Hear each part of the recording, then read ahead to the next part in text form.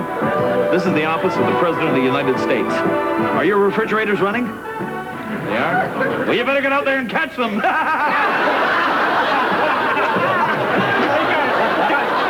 what I am? A quack. What? I don't know, what is it? The presidential seal. Hey, guys. Settle down. Sir. Come on now, we've got important business.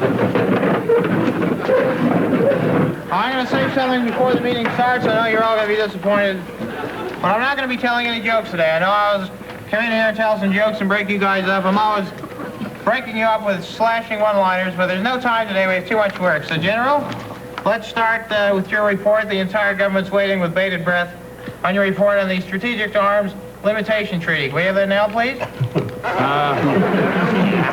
Well, sir, I was last night, the report, I was sick. Yeah, that's it.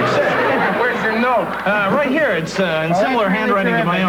That's just great. A report on the Strategic Arms Limitation Treaty. Hey, Bill, cut it out. Well, at least I'm sure, Mr. Secretary of State, that you have your white paper ready on the Mideast crisis. Hey, Mr. President, I didn't even know we were going to have a meeting today. Well, stop bugging me. What is he doing? He's trying to plant a microphone on me. Man, he really is bugging you. That's his job. He's with the CIA. Leave him alone. I got my report ready. Well, that's sensational. At least somebody around here is doing some work.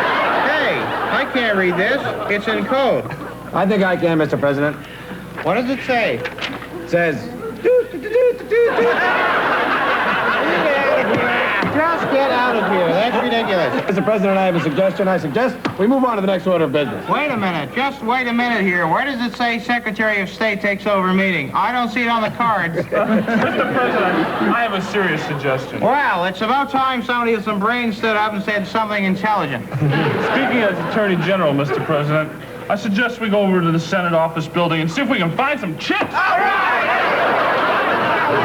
Let's get serious now. We're government officials. We're not clowns. Now, the second order on the agenda. I'm going to introduce you, gentlemen, to my new appointee to the cabinet. And I will do that right now.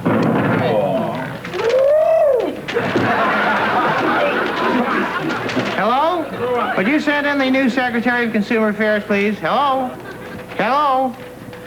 Uh-oh. I pressed the wrong button. I think I just launched some nuclear missiles. Oh, there we go. Would you send in the new Secretary of Consumer Affairs, please? Hey! Hello there, gentlemen. I would like you to meet the new Secretary of Consumer Affairs, Miss Nelson. Well, you can consume my affairs any day. May I say a few words? You certainly may. Thank you. Why don't you guys take a flying leap on a rolling donut? All right, now I hope you gentlemen have learned your lesson about stereotyping people. Just because a person has a great body doesn't mean they can't be just as dirty and vulgar as you. Hey, guys, come on. I'm going to buy you a drink. We'll be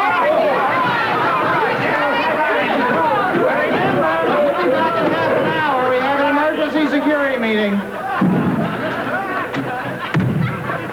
Hi, Gabe.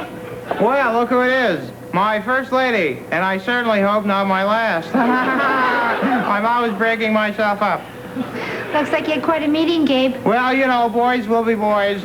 They get out of line sometimes, but basically they're no smarter than me. I know. Did I ever tell you about my great Uncle Vinny? Yes, you did, Gabe. He was President Abraham Lincoln's personal tailor. You told me that already. One morning, President Lincoln woke up in Gettysburg before a big speech, and he looked down and he saw a shirt collar was all frayed from rubbing against his beard. You told me this one, Gabe. So he says to my Uncle Vinny, he says, Vinny, you think you can fix this? And my Uncle Vinny said, well, certainly I can fix it. So he fixed it, and then after he fixed it, President Lincoln turns to my Uncle Vinny and says, Vinny, how much do I owe you? And my Uncle Vinny says, 420 simoleons. I know, Gabe. You told me it a million times. What's the point? Oh, there's no point. There's never a point to any of my stories, but they're all hysterically funny. Yeah, you are really funny, Gabe.